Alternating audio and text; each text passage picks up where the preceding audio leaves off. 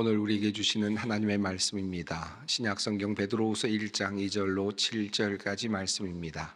베드로후서 1장 2절로 7절까지 말씀입니다. 이 계시의 말씀을 봉독할 때 다 함께 살아계신 하나님의 음성을 들으실 수 있기를 바랍니다. 하나님과 우리 주 예수를 알므로 은혜와 평강이 너희에게 더욱 많을지어다. 그의 신기한 능력으로 생명과 경건에 속한 모든 것을 우리에게 주셨으니 이는 자기의 영광과 덕으로서 우리를 부르신 이를 알므로 말미암음이라. 이로써 그 보배롭고 지극히 큰 약속을 우리에게 주사 이 약속으로 말미암아 너희가 정욕 때문에 세상에서 썩어질 것을 피하여 신성한 성품에 참여하는 자가 되게 하려 하셨느니라. 그러므로 너희가 더욱 힘써 너희 믿음의 덕을, 덕의 지식을, 지식의 절제를, 절제의 인내를, 인내의 경건을, 경건의 형제 우애를, 형제 우애의 사랑을 더하라. 아멘. 오늘 설교의 내용은 조금 어려울 것 같습니다. 조금 딱딱한 음식 같은 느낌이 드실 수도 있을 것 같은데 매우 중요한 내용이어서 여러분에게 꼭 말씀드려야 하겠습니다. 여러분 신앙생활을 하고 계시는데요. 여러분이 신앙생활 하시면서 여러분의 목표 지점은 어디입니까? 또 여러분은 지금 어떤 기대를 가지고 신앙생활을 하고 계십니까? 나는 지금 어디에서 출발해서 어디로 가고 있다라고 말씀하실 수 있을까요? 예수님을 믿지 않는 사람들과 비교해서 여러분은 어떤 다른 가치관을 가지고 계십니까? 예수를 믿고 무엇이 달라졌느냐라고 우리에게 묻는다면 여러분은 어떻게 대답을 하시겠습니까? 오늘 본문 말씀인 베드로후서의 말씀은 이런 질문에 대한 매우 의미 있는 한 가지 대답을 우리에게 전해주고 있습니다. 신앙의 삶이란 무엇일까? 베드로 사도는 그의 편지 서두에서 이렇게 말씀합니다. 하나님과 우리 주 예수를 알므로써 은혜와 평화가 여러분에게 더욱 풍성하여지기를 바랍니다. 신앙의 여정을 한마디로 말한다면 하나님을 알아가는 과정이고 주 예수 그리스도를 알아가는 과정이다 라고 그렇게 말할 수 있겠습니다. 하나님을 알아가고 주 예수 그리스도를 알아갈수록 우리는 우리에게 주신 은혜가 무엇인지를 알게 되고 그 결과로 우리는 평화를 누리게 된다라는 말씀입니다. 우선 은혜라고 하는 말, 이 카리스라는 단어는 기독교가 우리에게 전하고 있는 의미심장한 단어가 아닐 수 없습니다. 이 은혜란 내가 받을 만하지 못한데 그럼에도 불구하고 받게 되는 것을 말합니다. 내가 노력해서 도저히 얻을 수 없는 것인데 그것을 내가 누리게 된 것을 의미하는 것입니다. 이것은 기독교 세계 바깥에서는 잘 알지 못하는 그런 개념인데 교회 안에서는 흔하게 사용되는 아주 중요한 개념이라 할 수 있겠습니다.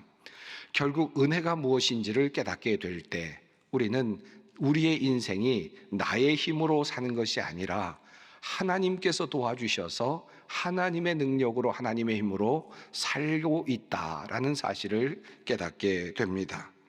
하나님의 도우심으로 살아가고 있다는 사실을 인정하며 살아가는 사람이 바로 신앙인이다 라고 말할 수 있습니다. 그리고 이 사실을 받아들이게 된다면 어떠한 환경에서든지 어떠한 상황에서든지 우리는 평화를 누릴 수 있을 것입니다. 바로 이러한 삶이 신앙인의 삶이라 할 수 있습니다. 자, 그렇다면 어떻게 우리는 하나님이 누구신지를 알아가고 예수 그리스도가 누구신지를 알아갈 수 있을까요? 우선 우리는 성경 말씀을 통해서 하나님에 대해서 배웁니다. 또 예수님에 대하여 배우지요. 우리는 설교 말씀이나 또는 성경 연구를 통하여서 하나님이 누구신지 또 예수님이 누구신지를 배워갑니다. 또한 주님의 말씀을 우리들의 삶에 실천함으로써 경험적으로 하나님의 말씀이 참임을 경험적으로 알아갑니다. 예수님께서 우리에게 해주신 말씀, 기도하라는 말씀을 따라 기도하면서 우리는 하나님의 은혜에 점점 더 가까이 감을 경험하게 됩니다. 용서하라는 주님의 말씀을 따라서 용서함으로써 우리는 하나님께서 우리에게 내려주시는 참된 평화를 경험적으로 알아가고 또한 배워가는 것입니다. 이렇듯 우리는 말씀을 통해서 또 실천을 통해서 하나님을 알아가고 또 주님을 알아가는 것입니다. 그리고 그 결과로 하나님께서 우리에게 내려주시는 평화, 평강을 경험하며 살아가는 것입니다. 자, 이것이 바로 우리 신앙의 여정이라고 말할 수 있겠습니다. 이 부분을 조금 더 깊이 들어가 보려고 합니다. 자, 그렇다면 우리가 하나님을 알아갈수록, 예수를 알아갈수록 누리게 되는 은혜의 차원은 어떤 차원일까요? 우리가 우리의 힘으로 얻을 수 없는 것을 우리에게 주시는 그 하나님의 은혜를 우리가 은혜라고 말한다면 그 차원은 어떤 차원일까 하는 것입니다. 오늘 본문 말씀 9절로 11절 말씀은 우리에게 이렇게 말씀합니다. 이런 것이 없는 자는 맹인이라 멀리 보지 못하고 그의 옛 죄가 깨끗하게 된 것을 잊었느니라. 그러므로 형제들아 더욱 힘써 너희 부르심과 택하심을 굳게 하라. 너희가 이것을 행한즉 언제든지 실족하지 아니하리라. 이같이 하면 우리 주 곧 구주 예수 그리스도의 영원한 나라에 들어감을 넉넉히 너희에게 주시리라. 본문 말씀 속에서 우리는 첫 번째 하나님의 은혜를 발견할 수 있습니다. 그 첫 번째 은혜는 우리의 죄를 깨끗하게 하시는 하나님의 은혜입니다. 그의 옛 죄가 깨끗하게 된 것이라는 말씀 속에서 우리가 알 수 있는 부분입니다. 죄가 깨끗하게 되는 하나님의 은혜를 우리는 알게 됩니다. 두 번째로 하나님께서 우리를 부르시고 택하여 주셨다는 사실을 깨닫게 됩니다. 너희 부르심과 택하심을 굳게 하라는 주님의 말씀 속에 그 내용이 담겨 있습니다. 우리는 하나님을 알아갈수록, 예수 그리스도를 알아갈수록 하나님이 나를 하나님의 자녀로 부르셨다는 사실을 알아가게 되고 나를 택하셨다는 사실을 깨우쳐가게 됩니다. 그리고 확신하게 됩니다. 한 걸음 더 나아가서 세 번째로 우리를 영원한 하나님의 나라에 들어갈 수 있도록 해주셨다는 사실을 깨달아 알게 됩니다. 우리 주 곧 구주 예수 그리스도의 영원한 나라에 들어감을 넉넉히 너희에게 주시리라. 그러므로 하나님을 알아갈수록, 예수 그리스도를 알아갈수록 하나님께서 나의 죄를 깨끗하게 해주셨다는 사실을 알게 되고 하나님께서 나를 부르셨다는 사실과 나를 택하여 주셨다는 사실을 은혜로 깨닫게 되고 그리고 마지막에 영원한 나라에 하나님께서 나를 불러주신다는 사실을 알게 되는 것입니다. 이것이 바로 은혜의 차원이라 할 수 있겠습니다. 내가 스스로 노력해서 들어갈 수 없는 그 나라에 하나님께서 우리에게 선물로 그것을 주신다는 사실을 깨달아 알게 되는 것입니다. 그러므로 우리는 죽음 앞에 설 때에도 두려움이 없게 되는 것이고 혹은 우리가 죄를 지었을 때라도 우리는 주님께서 우리에게 베풀어 주신 그 속죄의 은총을 기억하면서 회개의 자리로 나아가고 회복할 수 있는 길을 걸어갈 수 있는 것입니다. 나는 은혜 받은 사람이다 라는 사실을 우리가 알아가는 것, 이것이 바로 신앙인의 길이라 할 수 있습니다. 그리고 그 깨달음을 통하여서 우리는 평화, 평강을 누리게 되는 것입니다. 그러므로 신앙인의 마지막에는 항상 평화가 있습니다. 평강이 존재합니다. 죽음 앞에서도, 이별 앞에서도, 혹은 어려움 앞에서도, 그리고 병약함 앞에서도 우리에게는 바로 평강이 존재하는 것입니다. 이러한 신앙에 근거하여서 이 세상을 살아갈 때 품격 있는 삶을 살아가는 것, 다른 사람들과 달리, 세상의 사람들과 달리 품격 있는 그런 고귀한 삶을 살아갈 수 있는 것, 이것이 바로 그리스도인이라 할 수 있을 것입니다. 이 품격 있는 삶을 살아가는 과정을 성경은 신성한 성품에 참여하는 자라는 표현으로 우리에게 말씀하고 있습니다. 베드로후서 1장 3절로 4절 말씀입니다. 그의 신기한 능력으로 생명과 경건에 속한 모든 것을 우리에게 주셨으니 이는 자기의 영광과 덕으로서 우리를 부르신 이를 알므로 말미암음이라. 이로써 그 보배롭고 지극히 큰 약속을 우리에게 주사 이 약속으로 말미암아 너희가 정욕 때문에 세상에서 썩어질 것을 피하여 신성한 성품에 참여하는 자가 되게 하려 하셨느니라. 하나님께서 나에게 은혜를 베풀어 주셨다라고 하는 이 믿음 가운데서 우리는 신성한 성품, 고귀한 성품을 닮아갈 수 있는 가능성을 열어가게 되는 것입니다. 자, 그렇다면 우리가 구체적으로 이 신성한 성품을 어떻게 만들어 가야 하는가? 그리스도인으로서 우리는 어떤 품격 있는 삶을 살아가야 하는가? 이 신성한 성품에 대하여 우리가 조금 더 생각해 볼 필요가 있을 것입니다. 이어지는 말씀 8가지 덕목의 말씀이 나오는데 이 말씀이 바로 그리스도인으로서 살아가야 할 8가지 중요한 덕목이요, 바로 이것이 신성한 성품의 바로 내용이라고 하는 것을 우리가 알게 됩니다. 품격이 있는 신성한 성품에 참여하는 자로서 그리스도인의 삶의 모습, 이 8가지를 성경은 우리에게 알려주고 있습니다. 오늘 이 덕목을 조금 더 구체적으로 살펴보려고 합니다. 사도 베드로는 우리들에게 이렇게 권면합니다. 그러므로 너희가 더욱 힘써 너희 믿음의 덕을, 덕의 지식을, 지식의 절제를, 절제의 인내를, 인내의 경건을, 경건의 형제 우애를, 형제 우애의 사랑을 더하라. 우리가 이 말씀을 읽을 때 제일 먼저 느껴지는 감정이 있다면, 많다, 복잡하다, 헷갈린다, 아마 이런 느낌이 아닐까 생각이 듭니다. 이 모든 것을 다 하라는 말인가? 이해가 잘 되지 않을 수도 있겠고, 그 개념이 그 비슷한 개념 같아서 잘 머릿속에 들어오지 않을 수도 있을 것 같습니다. 오늘은 이 8가지를 조금 더 깊이 살펴보면서 이것들이 의미하는 바를 구체적으로 우리 마음에 새기기를 원합니다. 이 말씀 중에서 먼저 이 8가지 덕목 외에 한 가지 단어를 먼저 살펴볼 필요가 있겠는데요. 그 말씀은 바로 더하라라고 하는 말씀입니다. 에피코레게오라는 단어가 사용이 되었는데, 이 단어는 공급한다, 보충한다, 보완한다 라는 뜻을 가지고 있습니다. 그러므로 믿음의 덕을 더하라라는 말은 믿음 위에 덕을 보충하여야 한다라는 뜻으로 읽히는 것입니다. 그러니까 믿음만 가지고 되는 것이 아니라 덕이 필요하다는 것이고, 덕만 가지고 되는 것이 아니라 지식이 필요하다는 것이고, 지식만 가지고 되는 것이 아니라 절제가 필요하다는 것이고, 절제만 가지고 되는 것이 아니라 인내가 필요하다는 것이고, 인내만이 아니라 경건과 형제 우애와 그리고 사랑이 필요하다라고 하는 말씀입니다. 이 모든 것들이 다 더하여질 때, 서로 보완이 될 때 진정한 신의 성품, 거룩한 성품에 도달할 수 있다. 그리고 이것이 우리의 목적지이다, 신앙생활의 목적지이다 라는 말씀이 되겠습니다. 자, 그렇다면 이 8가지 서로 보완이 되는 이 8가지 덕목은 어떻게 되어 있습니까? 8가지를 나열해 보겠습니다. 믿음, 덕, 지식, 절제, 인내, 경건, 형제 우애, 사랑. 여전히 많죠? 잘 안 들어오죠?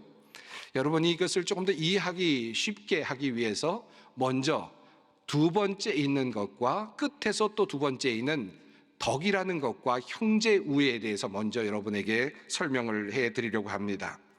이 2개의 개념, 다시 말하면 덕이라는 개념과 형제 우애라는 이 개념은 그레코 로만 철학, 당시의 문화권에서는 품격 있는 인간의 가치로서 추앙받고 있었던 매우 중요한 2가지 개념이었습니다. 일반적으로 그레코 로만 철학 사상에서 가장 칭송되는 인간의 가치로 꼽고 있었던 것이 바로 덕이었습니다. 아레테라고 하는 그런 단어로 사용되는 이 덕목은 당시 사람들에게 도덕적인 탁월성을 의미하는 그런 개념이었습니다. 그리스의 철학자들, 많은 철학자들, 사상가들은 인간이 어디에서 왔는가에 대해서 골몰하였으나 그것이 어디에서 왔는지 알 수 없었지만, 그러나 인간과 짐승이 다른 점에 대해서는 항상 생각하기를 원했습니다. 다른 종족들과 인간이 다른 점은 무엇일까?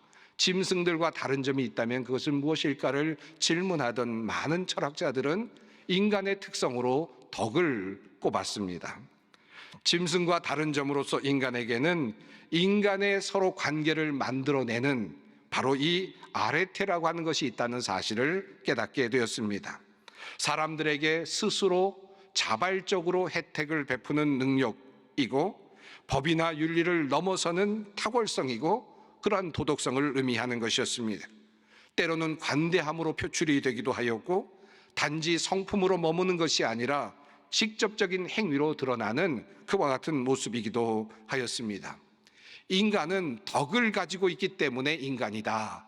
인간의 특성은 덕이 있기 때문이다. 라고 하는 그런 가르침이 주된 가르침이었습니다. 그리고 이 덕의 가장 큰 단계, 바로 이 단계 위에 인류를 향한 사랑, 형제 사랑이 존재한다고 그들은 생각을 하였습니다. 이것이 바로 필라델피아라고 하는 개념이죠. 형제 사랑으로 번역하는 이 개념은 많은 철학자들에게서 흔히 사용됐던 개념입니다. 모든 사람들을 사랑하는 것, 인류를 사랑하는 것, 형제 사랑의 개념이 바로 그 덕의 최고의 단계에 놓여 있는 것으로 이해를 하였습니다. 자, 그런데 조금 전에 살펴보았습니다마는 이렇게 많은 그레코로마의 철학자들이 중요한 인간의 덕목으로 개념으로 잡고 있는 이 두 가지 매우 중요한 덕목이 맨 마지막에 있는 것이 아니라 그 중간에 두 번째에 위치하고 있는 것을 발견하였을 것입니다. 그리고 기독교는 그것을 감싸고 있는 새로운 개념, 매우 중요한 개념을 한 가지씩 덧붙여 놓고 있음을 발견하게 됩니다. 그 가장자리에 있는 개념이 무엇입니까? 다시 한번 8개를 볼까요? 믿음이라고 하는 것이 마치 앞에 가로막혀 있듯이 가로 있고, 그리고 형제우애라고 하는 개념의 마지막에 사랑이라고 하는 개념이 놓여 있음을 발견하게 됩니다. 이것이 바로 기독교적인 덕목의 매우 중요한 가치라고 할 수 있겠습니다. 우선 마지막을 한번 생각해 보십시다. 형제우애 위에 왜 사랑이라는 것이 존재하고 있을까요? 이 지식의 사랑, 세상의 지식은 형제 사랑, 필라델피아, 인류애적인 사랑에 머물게 됩니다. 그러나 기독교적인 신앙은 한 걸음 더 나아갑니다. 이것을 아가페라고 그렇게 부릅니다. 이 사랑은 아낌없이 주는 사랑이죠. 이 사랑은 단지 혈연이나 형제 사랑을 넘어서는 개념입니다. 한마디로 말하면 원수까지도 사랑하는 개념이라 할 수 있겠습니다.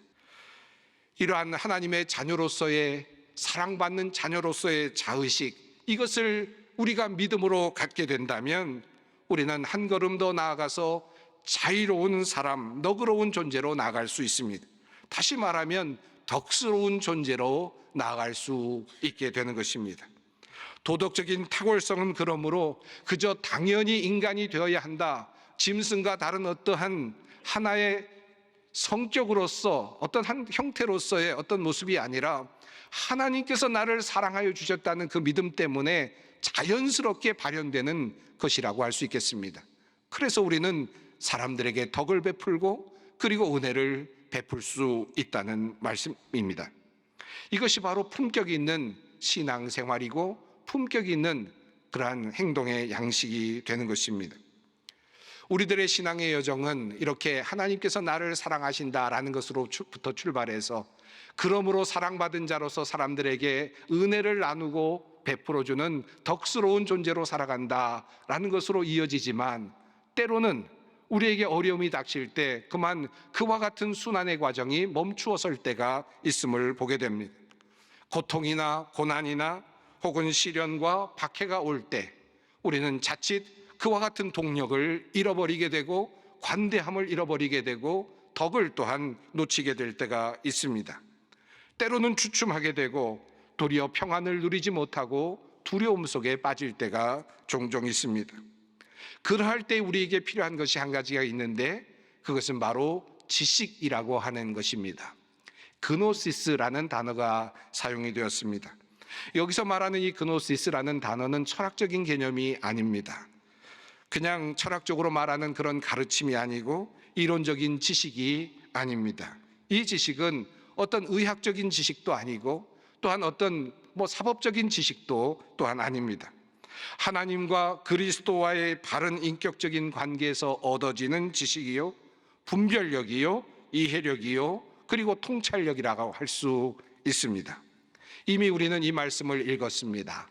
하나님과 우리 주 예수를 알므로 은혜와 평강이 너희에게 더욱 많을지어다. 이 지식은 하나님과 예수 그리스도를 구원과 구속사적인 관점에서 꿰뚫어서 알게 되는 것을 의미합니다. 하나님의 마음으로 알게 되는 것이고 하나님의 구속의 과정 속에서 나를 이해하는 것을 의미합니다. 예수 그리스도께서 그렇게 하셨죠. 예수님께서 이 땅에 오셔서 십자가를 지실 때 하나님의 구속의 계획을 알고 계셨습니다. 그리고 그것을 꿰뚫어 보셨고, 그렇기 때문에 자신의 모든 것을 내어놓고 십자가 위에 자신을 주실 수가 있었습니다. 이러한 구속의 흐름을 아는 것이 매우 중요합니다. 그러한 흐름을 통해서 우리는 하나님의 마음을 알게 되고 그것에 기꺼이 동참하게 됩니다. 그럴 때에 우리는 인내할 수 있고 또한 절제할 수 있게 되는 것입니다. 참다운 지식은 우리에게 절제할 수 있는 능력을 주고 참다운 하나님에 대한 지식은 우리로 하여금 인내할 수 있는 능력을 주시는 것입니다. 한번 다시 8개의 덕목을 보십시다. 맨 앞과 뒤에 믿음과 사랑이 위치하고 있고, 그리고 그 다음엔 덕과 형제 우애가 위치하고 있고, 그리고 지식이 위치합니다. 그리고 지식은 절제할 수 있는 능력과 인내할 수 있는 능력을 우리에게 만들어 줍니다. 그 가운데 경건이라는 단어가 있습니다. 이 경건은 형제 우애와 사랑을 뒷받침해 주는 동력과도 같은 것입니다. 유세베이아라고 하는 단어가 사용이 되었는데 하나님 앞에 선다라는 뜻을 가지고 있습니다. 나를 사랑해 주시는 하나님 앞에 서는 것입니다. 이 사랑의 확인은 형제 사랑으로 필라델피아로 나갈 수 있게 되고, 그리고 아가페적 사랑으로 우리를 나갈 수 있는 동력을 만들어 주는 것입니다. 결과적으로 우리는 마침내 아가페적 사랑으로 나아가게 된다는 말씀입니다. 여러분 어떠셨습니까? 이해가 되셨습니까? 아직 이해가 되지 않으신 분들도 계실 텐데 아마 이 길을 찾고 계시던 분들에게는 아마 아하의 중요한 경험이 될 수도 있었겠지만, 그러나 그냥 듣고 계셨던 분들이라면 아마 그냥 놓치실 수도 있었을 것입니다. 괜찮습니다. 아직도 시간은 많고요. 그리고 또 다른 기회에 하나님께서 여러분에게 알게 해 주실 것입니다. 그러므로 불안해하실 필요는 없습니다. 함께 교회 생활하면서, 함께 신앙생활하면서 이것을 알아가는 것, 이것이 바로 우리의 삶이라고 할 수 있겠습니다. 조금 어려운 말씀을 드렸습니다마는, 그러나 이 말씀이 여러분에게 꼭 마음에 새겨지기를 바라는 마음으로 말씀을 드립니다. 품격 있는 신앙, 신성한 성품을 가진 사람으로 이 땅에 살아가면서 하나님을 기쁘시게 하는 삶을 누리고 은혜를 누리고 평화를 누리는 참다운 그리스도인들 모두가 되기를 바라는 마음입니다. 함께 기도하겠습니다. 사랑과 자비가 풍성하신 하나님, 하나님과 주 예수 그리스도를 알므로 우리가 은혜를 누리고 평화를 맛보게 하시니 감사합니다. 믿음의 덕을, 덕의 지식을, 지식의 절제를, 절제의 인내를, 인내의 경건을, 경건의 형제 우애를, 그리고 사랑을 더해가는 우리의 신앙의 여정이 되게 하옵소서. 예수님의 이름으로 기도드립니다. 아멘.